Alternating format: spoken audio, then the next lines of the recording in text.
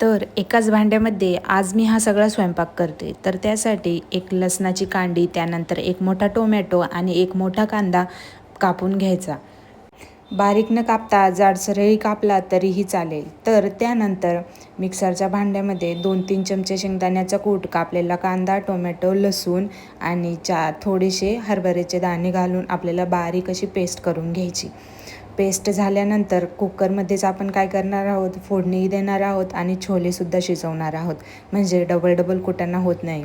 छोले शिजवायचा आणि नंतर फोडणी द्यायचं त्याला.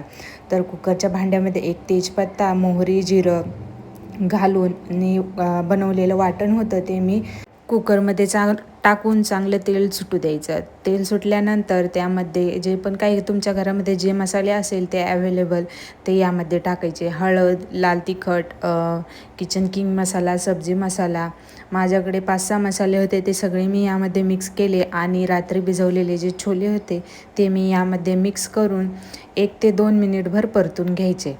परतून झाल्यानंतर तुम्हाला कशी ग्रेव्ही पाहिजे त्यानुसार तुम्ही पाणी टाकून ॲड करू शकता.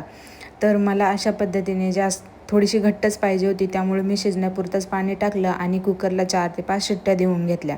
तर 4 ते 5 शिट्ट्या देऊन झाल्यानंतर 1 मिनिटभर मी भाजी उकळून घेतली. त्यानंतर चला आता ताट वाढून घेते.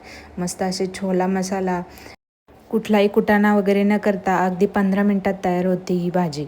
व्हिडिओ आवडल्यास व्हिडिओला लाईक, शेअर, सबस्क्राईब नक्की